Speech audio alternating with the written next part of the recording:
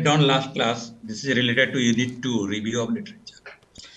So in the last class, we discussed about how to write. That means the author in the beginning, author in the middle, and author at the end. That breaks the monotony. Screen is visible to you, no? Yes, sir. It's visible, sir. Hello? You are able to see the screen? Yes, sir. Yes, sir. It's visible, sir. Okay. Yes, sir, we can see the screen. Okay, that's fine. Yeah. So we have done that one about that to break the monotony and how to write. It normally starts with surname first, but in practicality, what happens? Foreign authors, particularly, we don't know whether it is name or surname. So wherever the source that you get, as it is, you put it.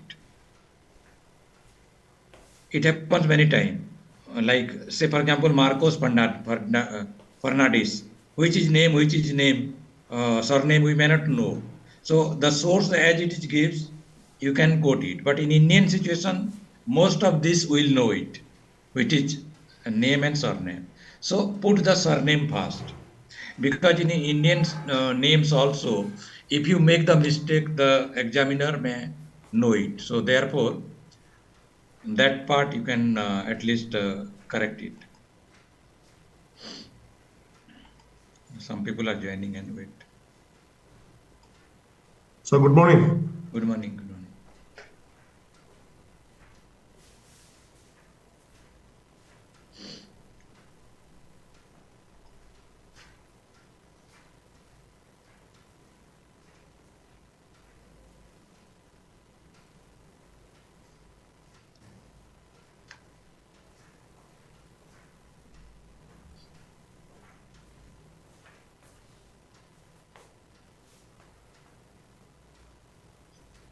Okay, so today we'll see about this how to quote the references.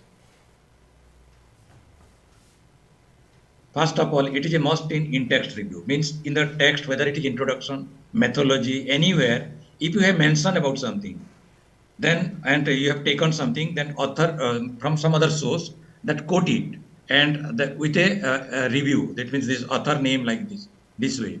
That one I think is given. This one I am referring. Just do it.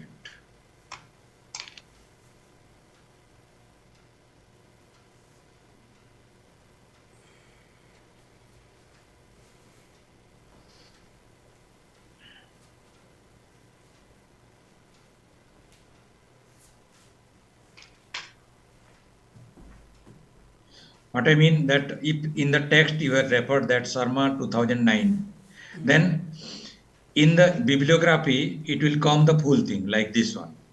In the same example where we had seen earlier, now we can check that there was a quote of Spiegelman C 2007. What does it mean by C? We don't know, but nothing to worry. As it is given, you have to give it. So Spiegelman C 2007. This format is APA style, that is American Psychological Association. This is the style. There are other styles also that they had mentioned. MLA style for language, Harvard style, Vancouver styles are they are different. But it's the most popular one, which is this APA style. So in the style, you can say surname, comma, then C, full stop. And then year is there in bracket, then again one is full stop. In some cases, full stops are not given or colon are given also. In some other style, you can find that. Or no comma, nothing, only space is given in some style, like Harvard style and other. But this is the more popular one, and you can follow this even in your thesis with this course. After this, the title of the publication. Probably it is the research study which is published. It is published in Virginia, then colon George Mason University. So this is the original source. But the same thing you took, you quoted or you had followed it or found the source from other one, which is secondary source. So in that case, you see the second one. Spiegelman C 2007. Same thing will come. Title. Then in colon International Encyclopedia of Education. This is the encyclopedia from where it is taken, and this is published by New York Pergamon Press. Now the place is given because Pergamon Press is there in Tokyo also. Pergamon Press is there in some, I think, Moscow also. So therefore place is given that this is from particular place. So secondary source. Now secondary source can be other also from internet. You got it from internet source, not the original one. Then same thing quoted, psychological adjustment and life satisfaction of Latino college students. Then www.eric.com. And you mentioned that accessed on 28/10/2022. Same day where you got it, that date you mentioned it. So that will take care. So every in-text reference to be quoted in the bibliography. So inside which you quote, that is called as a reference. And bibliography is the combination of all references plus which you have followed but not quoted. Mean जैसे एक book है research methodology book आपने follow किया है, वो जरूरत भी पड़ता है जब करोगे, बस रिसर्च मेथोलॉजी के कोई स्टैटिस्टिक्स कोई टेक्निक पढ़ा, बट जरूरी नहीं कि वो आप कोट किया हो उसको, बट वो बिब्लियोग्राफी में आएगा वो, बट वो वाला जब मान लो फॉलो किया है और बिब्लियोग्राफी में नहीं आया तो भी चल जाएगा। लेकिन अगर आपने कोट किया हुआ है अंदर और बिब्लियोग्राफी में नहीं आया, देन एग्जामिनर तुरंत पकड़ लेता है उसको, क्योंकि that's the most easy thing. एक बार देखा कि पेज नंबर 97 वहां कोट किया हुआ है से चौधरी MK से, for example Chaudhary MK quote किया हुआ है पेज 97 में थीसिस में, तो तुरंत देख देगा एंड पे ABCD बायोग्राफी चौधरी है भी या नहीं है। अगर नहीं है तो एग्जामिनर नोट कर लेगा उधर, आपने ये रेफर किया है लेकिन कोट नहीं किया है, तो वो डाउट लगेगा कि वो ऐसे ही दे दिया है, रेफर नहीं किया है। तो इसीलिए ये पहले ही मैंने लिखा है reference A must in text review. तो जो भी कोट कर रहे हो अंदर कोई भी chapter, starting from introduction, review of literature, फिर मैथोलॉजी, एनालिसिस, कहीं पे भी हमने कोई कोट किया है तो एंड में उसका सोर्स इसी तरफ का आएगा, नहीं तो दे कीपन उसको नोट कर सकता है एग्जामिनर उसमें। और वैसे कोई जर्नल देखा कुछ हुआ पब्लिकेशन आजकल थोड़ा सा अगर हाई स्टैंडर्ड का नहीं है, ऐसे केसेस आपको मिलेंगे, पब्लिश्ड है पेपर, उसके अंदर कोट है, एंड में नहीं है, क्योंकि कई फास्ट पब्लिकेशन है जो मान लो UGC केयर लिस्ट में नहीं है और वो है, तो वो सब देखते नहीं है, या बुक चैप्टर है, ऐसे मिलेंगे भी देखने के लिए। बट बेस्ट इज कि अपना उसमें करो, क्योंकि ये PhD थीसिस में तो ये ज़्यादा ये सब एवरीथिंग आपको माइन्यूटली करना पड़ेगा, because otherwise you have to defend. वो मास्टर थीसिस वगैरह में चल जाता है, उसको इतना नहीं देखते हैं। और जैसे कोई MA सोशियोलॉजी कर रहा है या MBA कर रहा है, वो जो एग्जामिनर है उसके पास 8-10 थीसिस जाता है, सारे को इतना देखता है चल जाता है। बट इस केस में क्या होता है, एक थीसिस कोई एक एग्जामिनर को जाएगा, नॉर्मली 2 को जाता है, तो 2 में भी उसके पास बंडल तो नहीं होगा ना, वो देखेगा, फिर टाइम मिलता है उसमें, वहाँ पे 1 महीने में भेजो बोलेंगे, यहाँ पे तो मिनिमम 3 मंथ्स तक टाइम दे देते हैं। So they will go minorly. Secondly कोई भी PhD है, किसी को एग्जामिनर है, एक किसी को मैं डॉक्टरेट अवार्ड दे रहा हूँ, तो डेफिनेटली वो देखेगा कि ये उस लेवल का है कि, तो we have to be very careful, थोड़ा माइन्यूटली हर एक चीज़ करना है, तभी वो टाइम लगता है। मैंने भी बताया ना स्टार्टिंग में कि 4 साल तो 3 साल नॉर्म है, तो 4 साल में भी आपने अगर कर लिया तो भी it is a very very very good progress, बहुत ही अच्छा है। 4 साल में भी कर लिया तो आपने 3 के पहले तो कर ही नहीं सकते।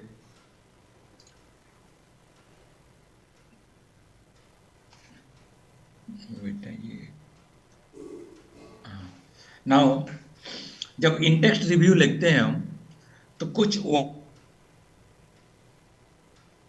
वर्ड्स यूज करते हैं ना बाहर उसमें, कि द ऑथर फाउंड, या the researcher observe that, the researcher pointed out that. तो इस टाइप आप लिखते हैं, जैसे found, observe, noted, revealed, pointed out, highlighted, justified, identified. लेकिन वो नहीं लिखते हैं कि research talked, sad about this. वो रिसर्च लैंग्वेज नहीं है। तो do not right sad, stated. Stated introduction में आ सकता है, जो रिव्यू वगैरह में, जहां पे रिसर्च का फाइंडिंग्स नोट कर रहे। हमारा चैप्टर है रिव्यू ऑफ लिटरेचर। तो रिसर्च का जब नोट करते हैं, द ऑथर या the researcher, the investigator stated that, talked that, ये नहीं करते हैं। थोड़ा सा वो इंक्वायरी रिलेटेड वर्ब होता है, like found, observe, noted, revealed, pointed out, highlighted, justified, identified. इस टाइप ऑफ होता है उसमें। तो दीज आर सम एग्जाम्पल्स उसमें जो कॉमन वर्ब्स हम यूज करते हैं। लाइक जैसे मैंने मेंशन किया, author at the beginning, author at the end. तो एक एवरीवेयर कुछ 30 रिव्यू कोट किया हुआ है, हर एक में the investigator found that, the investigator found, वो भी नहीं होना चाहिए। कहीं कहीं पे डिपेंडिंग अपन क्या है, कहीं पे हाईलाइटेड है, तो कहीं पे उन्होंने अपने स्टडी को जस्टिफाई किया हुआ, तो justified that, identified something, identified that. तो ही identified the characteristics of so and so, उस स्टडी में तो आइडेंटिफाइड हो जाएगा। तो वो आपको डिसाइड करना है कौन सी बार उसके सही लगेगा। बट कुछ अवॉइडेबल है, जैसे मैंने बोला, टॉक, सेट, लाइक दैट। और एक है कि जो रिसर्च है इट्स ओन लैंग्वेज। तो हम कभी भी नहीं लिखते हैं कि आई फाउंड दैट, या आई और वी नहीं होता है कभी। ये होगा, या ही सी भी नहीं होता है, ही सेड, डिड दैट। क्योंकि ही सी का में कभी कभी हम पता भी नहीं चलेगा, जो ऑथर है, फॉरेन ऑथर, वो ही या था या सी थी। तो हम क्या करते हैं, the investigator, the researcher identified, ये लिखते हैं हम उसमें। और अगर इंट्रोडक्टरी में है तो ऑथर भी हो सकता है, the author said that. But इसमें इन्वेस्टिगेटर, द रिसर्चर्स, इस टाइप ऑफ यूज होती है इसमें, ना कि ही सी आई वी। ये रिसर्च में यूज नहीं होता है।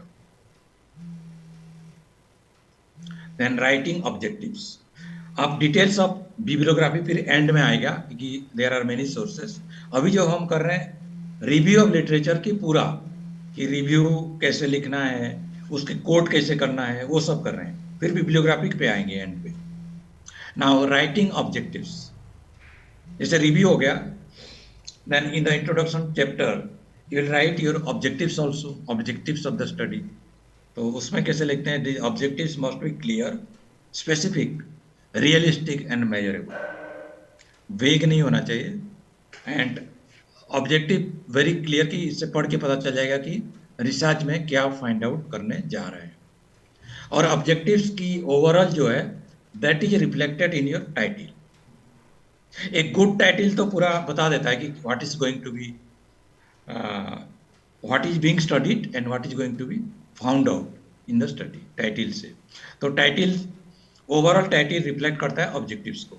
फिर ऑब्जेक्टिव्स के बेसिस पे हाइपोथेसिस डिराइव होता है, जो आगे पढ़ेंगे हाइपोथेसिस के बारे में। तो नाउ मास्टर थीसिस में क्या होता है, हम ऑब्जेक्टिव्स ऑफ द स्टडी लिख दिया, उसके बाद सीधे ऑब्जेक्टिव्स लिखते हैं, to find out, to reveal, to identify, ऐसे लिख देते हैं। लेकिन उसके पहले थोड़ा सा हमें एक लिंक देना पड़ता है उसमें, फॉर बेटर प्रेजेंटेशन। तो लिंक इस तरफ का दे सकते हैं, जैसे for example, the study is directed to achieve the following, या the study is directed to achieve the following objectives. फिर 1 2 3 ऐसे आ जाएगा। The objectives of the study are as follows, ये ऐसे लिखते हैं। या the study aims at the following, फिर 1 2 3 4। और considering the nature of the research problem, जो टाइटिल है, the objectives of the study are as given below. फिर आर ऑब्जेक्टिव्स लिखो उसके बाद। कि कई जगह पे हम इसको ओवरलुक कर देते हैं, सीधे टाइटिल देके ऑब्जेक्टिव्स लिख देते हैं। जैसे ये एग्जाम्पल है, टाइटिल है, उसके बाद देखो ऑब्जेक्टिव। तो तो ये ऐसे आपकी जो इंट्रोडक्टरी चैप्टर है उसमें ये आएगा, ये उसमें जैसे एग्जाम्पल्स, ये टाइटल हो गई। हम जनरली टॉपिक बोलते हैं, क्या रिसर्च टॉपिक है, क्या टाइटल है, but technically they are research problem. तो मैंने इस जगह पे रिसर्च प्रॉब्लम लिखा है, mean title of the thesis, like social adjustment and life satisfaction of 12th grade pass outs of school boards across North India। ये very clear है उसमें। स्कूल बोर्ड्स कहाँ की? नॉर्थ इंडिया का ही कर रहे हैं। कौन सी वालों के कर रहे हैं? 12th ग्रेड पास का से, फेल का नहीं, 11th का भी नहीं।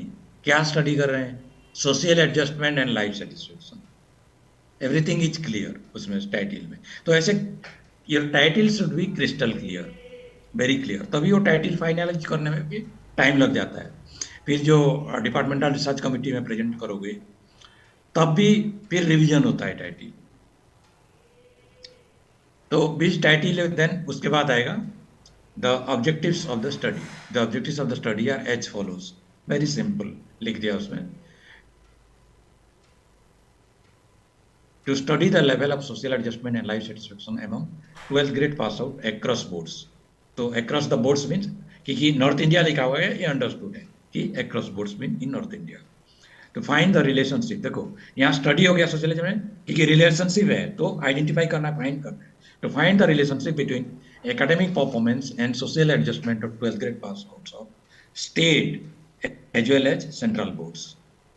तो नॉर्थ इंडिया में दोनों है ना, सेंट्रल भी स्टेट, तो उन दोनों में जो पहले relationship academic performance social adjustment state board का और academic achievement and social development central board का। तो सेंट्रल बोर्ड जैसे सीबीएसई है, आईसीएसई है और एनआईओ है, ये सेंट्रल बोर्ड्स है। तो इनके ये करने के लिए स्टडी है। तो ऑब्जेक्टिव से क्लियर है कि क्या करने जा रहे हैं। Then one more objective, to identify if the, इस देखो हर एक में वर्ब अलग अलग है। To identify if the high and low achieving 12th grade pass outs differ in their social adjustment and life satisfaction in central boards. Same चीज फिर आगे आ जाएगा fourth objective in state boards. ये कंटिन्यू रहेगा ऐसे, 5 ऑब्जेक्टिव, 7 ऑब्जेक्टिव, 6 ऑब्जेक्टिव, कितने depend upon nature of your problem, objectives होंगे उसमें। नाउ ऑब्जेक्टिव में भी एक्शन भाग्स अलग अलग होते हैं, वही जो मैंने लिखा हुआ है ये वाला, आइडेंटिफाई, फाइंड।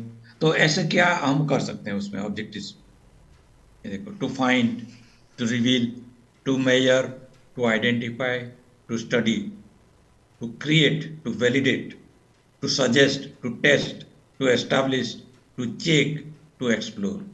इस टाइप ऑफ जो ऑब्जेक्टिव्स में हम वर्ब्स जो है यूज कर सकते हैं। लेकिन इसमें वो फिर नहीं लिखेंगे to talk about, to talk और टू स्टेट, ऐसे ये रिसर्च लैंग्वेज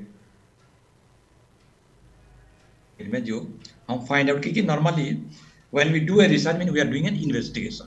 इन्वेस्टिगेशन से कुछ हम रिपोर्ट करेंगे, जो फाइंड करेंगे और रिपोर्ट करेंगे, रिवील करेंगे या फिर स्टडी करेंगे कुछ में। तो ऐसे करते हैं। और थोड़ा सा ब्रेकिंग मोनोटोनी ऑब्जेक्टिव्स में भी हर एक में वही लिखा, to find so and so, to find so and so, या फिर study so and so, to study and so. Exploratory में ये भी हो सकता है टू सजेस्ट, क्योंकि लोगों से बाहर सर्वे करके आप सजेस्ट करना चाहते हो कुछ, तो टू सजेस्ट भी हो सकता है। तो these are some exemplary like action verbs in objectives. जैसे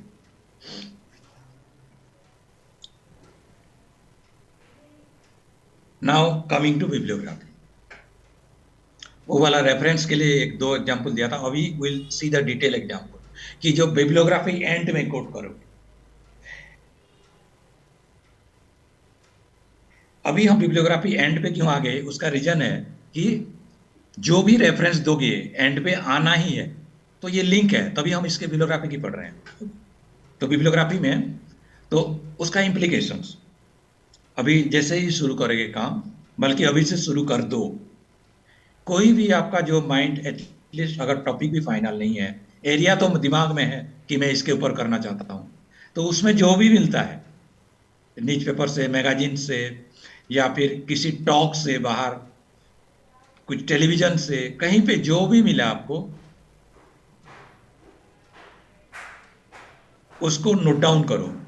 और नोट डाउन में हम क्या गलती करते हैं, नोट डाउन करके छोड़ देते हैं। फॉर एग्जाम्पल, आपने टाइम्स ऑफ इंडिया में कुछ पढ़ा, अच्छा ये तो मुझे अच्छा लग रहा है, मैं सोच रहा हूँ काम करूंगा उसके, कैंची लिया, काट के रख दिया और फाइल कर दिया, लेकिन आपने भूल गए कि उसमें डेट मेंशन नहीं किया, फिर प्रॉब्लम आएगी बिब्लियोग्राफी में। तो जो भी सोर्स अभी से रखोगे, मेंटेन द फाइल, और उस फाइल में आप अपने सोर्स भी रखो, उसको किस डेट पे कहां से क्या है, नहीं तो बाद में आपका टाइम भी जाएगा उसमें, फिर ढूंढते रहोगे। और तो एवरीथिंग आप साथ साथ जो है, इंट्रोडक्शन के लिए लिखने के लिए, रिव्यू के लिए, कोई भी चीज है, आप जो भी है कलेक्ट करते जाओ, साथ में रेफरेंस जरूर लिखते जाओ उसमें। लेकिन अगर आप स्टार्टिंग पेज से लियो, कभी कभी पेज कटिंग होता है, मिडिल का नहीं होता है, तो पेज होता है उसमें, तो उस केस में नो प्रॉब्लम। तो ये सोर्स में लिखना, क्योंकि ये देख लो कितना कितना डिटेल है, तो ये जरूरत पड़ेगा वो। तो अभी हम देखेंगे कि कैसे कैसे हम उसको आगे बिब्लियोग्राफी में लिखेंगे। तो राइटिंग रेफरेंसेस और बिब्लियोग्राफी दोनों की स्टाइल सेम है, सो नो उसमें जो रेफरेंस आप कोट कर रहे हो वो एंड पे आएगा बिब्लियोग्राफी में। बियॉन्ड दैट जो कलेक्ट किया है वो आपके आएगा। और एक चीज और बता भी देता हूँ प्रैक्टिकल, कि मान लो स्टडी में आपको लगा कि बिब्लियोग्राफी में आपका रिव्यू ऑफ लिटरेचर में ज्यादा नहीं मिला, से 10-12 आपको स्टडी रिलेटेड लिटरेचर मिला, तो आपको लगा कि तो बहुत ही कम है 10-12 चीजें, बट आप नहीं मिला तो नहीं मिला, उसका मतलब थोड़ी है कि रिसर्च नहीं होगी, होगी। 5 रिव्यू मिले तो भी होगी रिसर्च, क्योंकि हो सकता है टोटली न्यू एरिया पे आप एक्सप्लोर कर रहे हो, रिव्यू नहीं मिला कोई बात नहीं। तो अगर 8-10 मिल रहे हैं रिव्यू, सभी की कोट आ गया, आपने 12 कोट किया है जो रिव्यू में, तो 12 बन गया उधर। तो आपको माइंड में परसेप्शन ये लगा कि अरे या तो बहुत, ये तो बहुत ही कम लग रहा है, तो इसमें क्या करना, ऐड कर देना कुछ रिसर्च मेथोलॉजी बुक, जो थ्योरी रिलेटेड है कुछ डाल दो, और उसको you can easily go to 10, 20, 25 literature related books का वो डाल दो उसमें, तो लगेगा नहीं कि उसमें ज्यादा पढ़ाई नहीं की।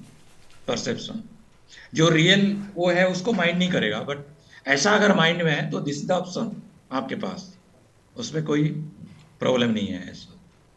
बट अगेन रिपीट कर रहा हूं कि अगर आपने कोट किया हुआ है वो मिसिंग नहीं होना चाहिए बिब्लियोग्राफी में।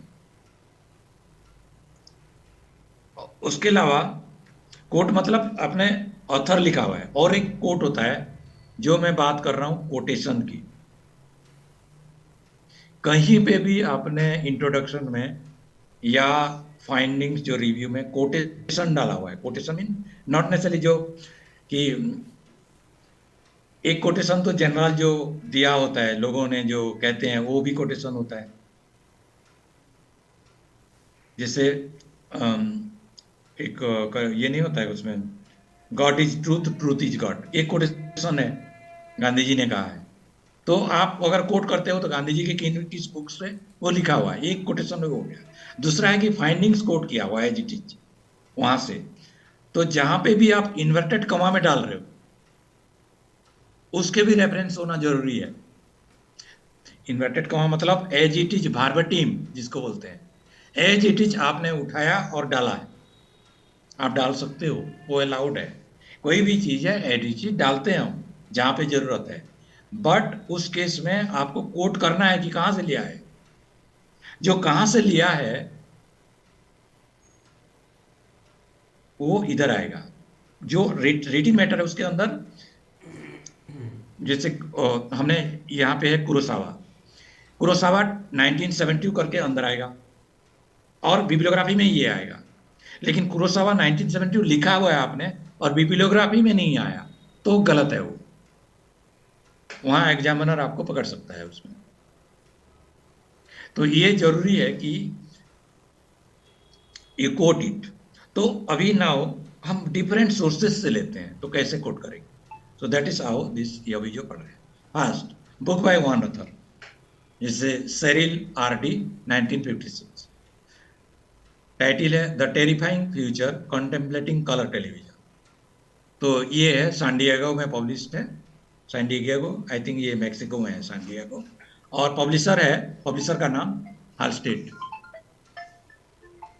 तो सर क्या इसी फॉर्मेट में हम लोगों को हेलो, लिखना होता है या कोई और फॉर्मेट भी हम लिख सकते हैं? हाँ सौरभ जी, हाँ सर, हाँ वही क्लास ही चल रहा है आपका जो स्टूडेंट्स की।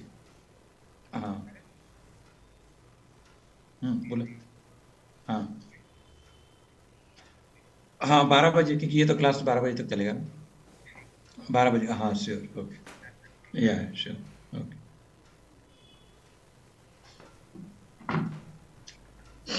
ओके, सो सैन डिएगो प्लेस हालस्टेड हो गया, पब्लिशर है। कभी कभी हम ये लिखते हैं पूरा पब्लिशर भी, जैसे Routledge and Kegan Paul, Routledge and Kegan Paul publisher नहीं लिखते हैं, रोतलेज जहाँ पे नून है वो हो जाता है, उसको भी माना जाता है। जैसे विकास पब्लिशर्स है इंडिया में, तो आप विकास भी लिख दियो चलेगा वो। बट अगर if you right Vikas publishing house limited, that is also fine, वो भी चलेगा। बट जो purpose and this place and publisher, वो होना है उसमें। बुक बाय 2 ऑथर्स, यहाँ पे देखो कॉमा आ गया, then Armstead Q 1972, title of the book hairball an intensive peek behind the surface of an antenna, Hamilton on Manchester press. तो इसमें कोई फर्क नहीं है, सेम स्टाइल है, ओनली ऑथर का ये जो कॉमा है और वो सिर्फ डिफरेंस है। You can give this and, ज्यादातर हम एंड ए एन डी नहीं लिखते हैं, ये साइन है ऑथर में एंड, फिर 3 ऑथर्स होगा तो क्या होगा, आगे आगे भी होगा उसका कॉमा, सेकंड, फिर लास्ट में एंड। तो book by 2 authors. Then article in an edited book, ये काफी होते हैं जो एडिटेड बुक में, थ्योरी आर्टिकल, रिसर्च आर्टिकल, और तो उसमें फिर क्या करोगे, जो टाइटल है वो पहले कोट होगा। देखो McDonald A 1993, practical methods for the apprehension and sustain containment of supernatural entities, हो गया एंड उसके टाइटल। ये अंदर बुक के अंदर ये हो गया पेपर या जो आर्टिकल है। Then in G L Yeager edited, ये एडिट किया है, और एडिटर का बुक नेम फिर आया, paranormal and occult studies in application, page दे दिया London other world books. Page अगर नहीं भी छूट भी गया तो चल जाएगा, बट बेटर है अगर दे सकते हैं कि जहाँ पे इस तरफ एडिटेड बुक में। Then London other world books, publisher का नाम ही है अदर वर्ल्ड बुक्स। और ये जो कोट है मैंने एज इट इज जो है एग्जाम्पल्स है, एपीए जो स्टाइल है, एपीए स्टाइल वर्जन 6, उसका वही से लिया हुआ है ये, ठीक है। तो article in an edited book, then article in a journal, journal different fields के अलग अलग होते हैं। तो Cracton P 1978, the loony, then God's long awaited gift to colourful pocket change, journal का नाम है कनाडियन चेंज। नाउ जो जहाँ पे जर्नल है वहाँ पे देखो वो इटैलिक्स में सोर्स दे, तो ये इटैलिक्स में दे सकते हो, या फिर जो ओरिजिनल सोर्स जैसे एडिटेड बुक में भी इटैलिक्स हो सकता है उसमें। अच्छा, वहाँ पे थोड़ा देखो, जो 64 देन 7, इसका मीनिंग क्या है? Anybody would like to tell कि ये 64 ब्रैकेट में 7, इसका मीनिंग क्या है? देन 34 7 37, अगर आपको आइडिया हो तो। No idea sir. जो 64 है that is Page volume, number and line. Number and line, which number, कौन सी number? 64 number definitely correct, but किसका नंबर है जो 64 है? Page number. नहीं, पेज नंबर ये वाला है 34 37। ओह 64 है वॉल्यूम नंबर, बहुत तेरी। और 7 है सीरीज नंबर। जो 64 वॉल्यूम का 7 हो सकता है ये मंथली हो, तो 1 2 3 4, जो अगले पब्लिकेशन आएगा 64 8 होगा वो। तो ये वॉल्यूम नंबर, ये पहले क्या होता था, ओल्ड स्टाइल राइटिंग, वही एपीए में ही पहले ये लिखता था वॉल्यूम 64, फिर एनओ नंबर 7, फिर यहाँ पे पीपी 34 रही। तो ये मॉडर्न स्टाइल में हट गया है। इसका मीनिंग ये है कि जो ऑथर है उसको पता है या रीडर है पता है इसकी मीन 64 ब्रैकेट में 7 मीन वॉल्यूम 64 नंबर 7 कॉमा 34 37 में ये हो गया पेज नंबर। अगर एक ही पेज रेफरेंस में है, से फॉर एग्जांपल पेज 35, तो वहां होगा, पहले लिखते थे P35 और इस केस में PP 34 37, वो भी स्टाइल चेंज हो गया है। अब कुछ नहीं, सिंपली 35 या फिर 34 टू 37 ये रेंज है। तो ऐसे कोड होता है। तभी मैं बोल रहा हूँ कि जो भी अभी से करोगे, starting from page number, volume number, जो भी है एवरीथिंग, वो आप कोड के रखो, उसमें लिख के रखो। और अगर आप कोई सोर्स मिल गया उसका फोटोकॉपी करा लिया तो अंदर लिखा रहता है, बट चेक कर लेना कि फोटोकॉपी में ये चीज़ें लिखा हुआ है।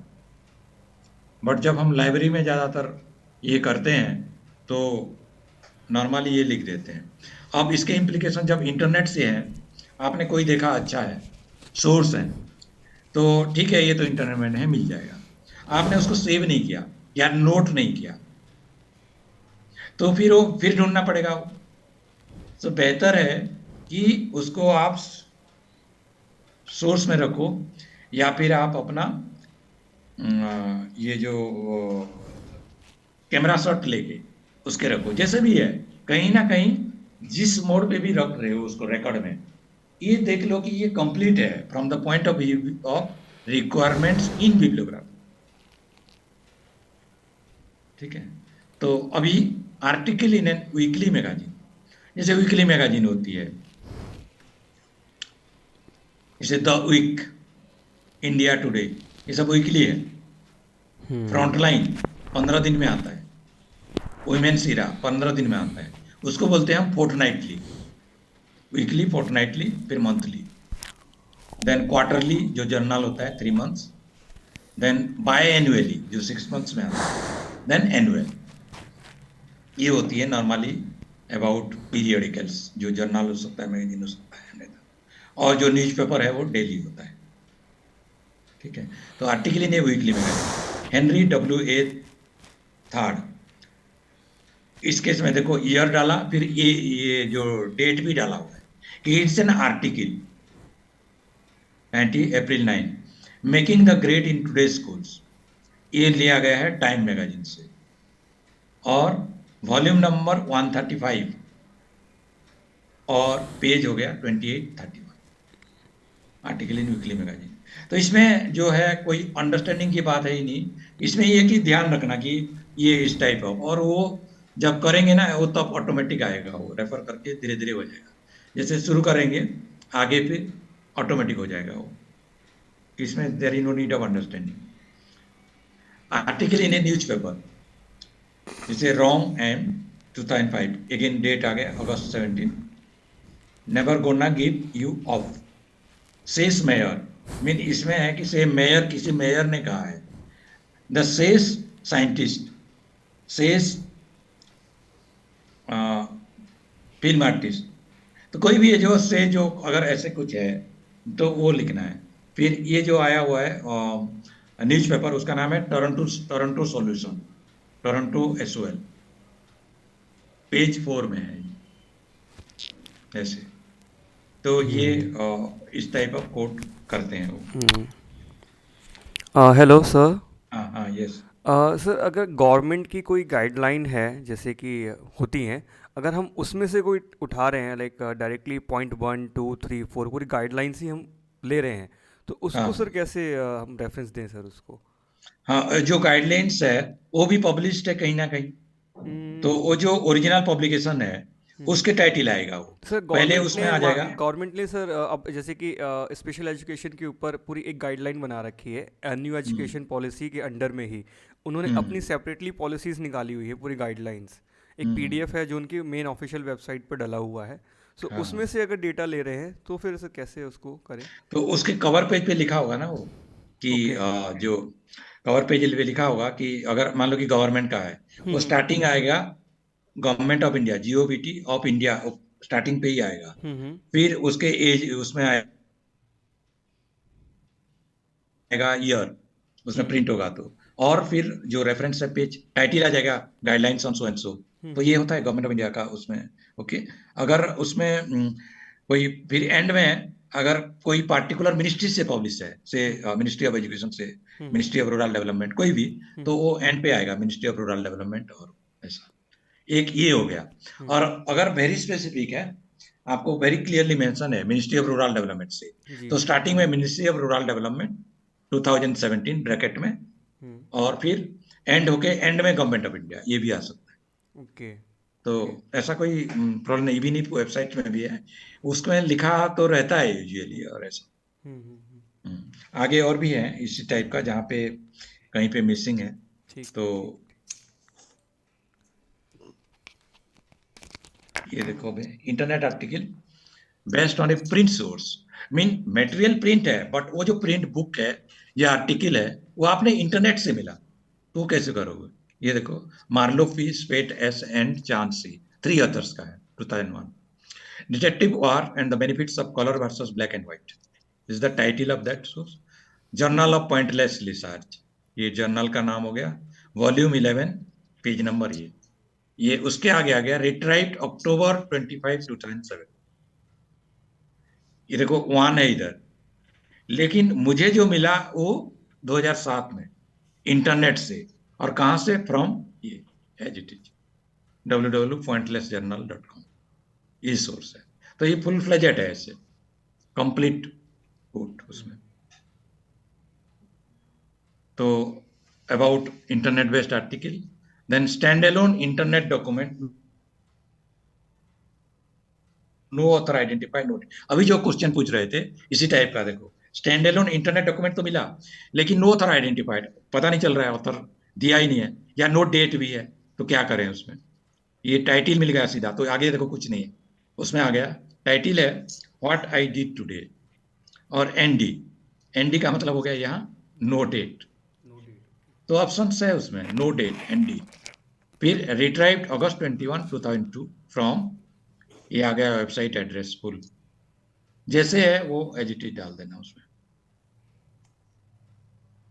तो stand alone document, then movie, movie देखा है वो कहीं पे आपका रिलेट करता है, then Gilby A producer, then Schlesinger J director, 1995 में रिलीज हुआ मूवी।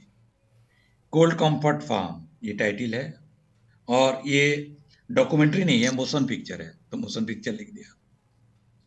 फिर प्लेस है यूनिवर्सल सिटी, जहां से पब्लिश हुआ है, एमसीए यूनिवर्सल होम वीडियो, ये आ गया। जैसे जो वीडियो प्रोडक्शन है वो टाइटल आ गया इन प्लेस ऑफ पब्लिकेशन। जैसे हमारे में आएगा कुछ वैसा है, सेमारो वीडियो ऐसे आता है ना वो, या फिर गुलशन कुमार का वो है, तो उस टाइप ऑफ जो भी है वो आएगा उसमें प्रेजेंटेशन मूवी का। ये ज्यादातर एप्लीकेबल होगा जो फिल्म लिटरेचर स्टडीज में, जर्नलिज्म वगैरह में जो लोग कर रहे हैं, उसमें तो कॉमन होगा ये चीजें। देन पर्सनल कम्युनिकेशन, कहीं पे वो डॉक्यूमेंट मिला जो पर्सनल कम्युनिकेशन, कहीं पे लेटर लिखा है कुछ है, तो ई रविंस, पर्सनल कम्युनिकेशन जनवरी 4, 2021, ये कोट है। तो एक ध्यान रखो कि अगर कोट किया हुआ है अंदर, रादर देन कीपिंग ब्लैंक, आप कोट करो, कहीं पे छूट गया तो भी डेट नहीं मिला, या फिर वो उसका प्लेस नहीं मिला कहां से पब्लिश है, बट कोट तो किया है ना, तो कोई पूछता है तो भी ये नहीं मिला था, ये है, बट कोट किया हुआ है, तो एटलीस्ट उसको पता चल जाएगा कि एटलीस्ट द रिसर्चर नोस कि what is to be done, और मेथोलॉजी पता है, तो वो गैप नहीं आएगा उसमें। अगर रेफरेंस में डाला है और कोट नहीं है बिब्लियोग्राफी में, फिर वो डायरेक्ट हाईलाइट हो जाता है as a gap, as a gap in the work, या डेफिशिएंसी इन द वर्क, या हाईलाइट हो जाती है उस केस में। Okay, so this is all about that review of anything want to ask, कोई क्वेश्चन है इसमें, then about review, जैसे एक डिस्कस किया हमने अभी। और Sir, can we use multiple style in the same research? नहीं, मल्टीपल स्टाइल नहीं यूज कर सकते हैं और एडवाइजेबल भी नहीं है, because we have to maintain the uniformity.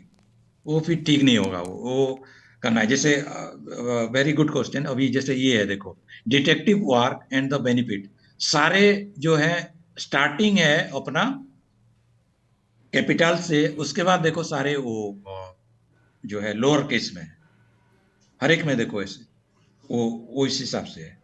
कहीं कहीं पे क्या करते हैं हम, वो डिटेक्टिव डब्ल्यू कैपिटल फिर बी कैपिटल इस टाइप में करते हैं, बट अगर वो कर रहे हो तो हर एक में होनी चाहिए। बट एडवाइजेबल है कि ये जो ऑनलेस की जो प्रॉपर नाउन जहाँ पे होता है, कॉन्स्टिट्यूशन को सी ही होगा, इंडिया आई कैपिटल ही होगा, बट अदर केस जो ऐसे ऐसे चलो ऐसे स्टार्टिंग विथ दिस, तो ये यूनिफॉर्मिटी होना चाहिए उसमें। तो इसीलिए we will not use different style in the same, उसके लिए वो अच्छा दिखेगा नहीं, और वो डेफिशिएंसी भी होगा। वो पूछ सकता है कि एग्जामिनर की you have added different styles or ऐसे। Then one more thing, that many times even if we are following say APA style, कभी कभी उसके डायल्यूशन भी लोग यूज कर लेते हैं। लाइक इसके अंदर एक कॉमा है MPP, या फुल स्टॉप नहीं डाला, या एंड पे नहीं डाला, अगर नहीं डाला है तो फिर वो हर एक में नहीं डालना है। APA में करना है तो ये जरूर डालना, ये जो एंड का अंदर थोड़ा बहुत छूट गया तो चल जाएगा वो, that is okay. So this is about that writing review of And sir, literature. sir, we one more discuss about, question. हाँ, yes, anything. Is there is any basic guideline where we can collect all this information, or we ये can take from any of this journal or magazine or the government gazette or some notification? Anywhere we can take it, हाँ, or yes yes, you can, yes. ये तो जो जैसे लिया हुआ है source से, यू कैन इन गूगल से आप सर्च करो APA style, APA, American psychological association, APA style से जाओ, automatically you will get it. ये सारे जो है ना, ये तो मैंने जो सिलेक्टेड लिया हुआ है, और बहुत ज्यादा डिटेल मिल जाएगा आपको, और ज्यादा डिटेल। तो यू राइट APA स्टाइल, और इंटरनेट सोर्स से मिल जाएगा, so it will be available, no problem. अच्छा, one thing from the review, what we get from the review is research gaps, कि कहाँ पे कमियां हैं, किस एरिया में स्टडी नहीं हुए, नंबर वन। और एक हम उसमें फाइंड आउट करते हैं कि जो रिव्यू है, कि रिव्यू ने क्या फाइंडिंग्स दिए हुए हैं, और हमारे स्टडी कहीं ना कहीं रिलेटेड है, तभी हम उसको बात करते हैं कि रिव्यू ऑफ रिलेटेड लिटरेचर। तो टाइटल में भी लिखना है कि ऐसे मत लिखना कि review of literature, review of related literature. तो अगर रिलेटेड लिटरेचर पे कर रहे हैं तो क्या गैप है वो फाइंड आउट हो गया। दूसरा, कि किस डायरेक्शन में पार्टिकुलर स्टडी ने फाइंडिंग किया हुआ है, तो ये हमारे बेस मिलता है रिगार्डिंग फॉर्मुलेटिंग हाइपोथेसिस। तो अभी हम नेक्स्ट है हमारा जो अभी पढ़ने जा रहे हैं, that is about your hypothesis. What is hypothesis, how we formulate and how we test, so that is our next topic. So I am closing this one and we'll begin the next one.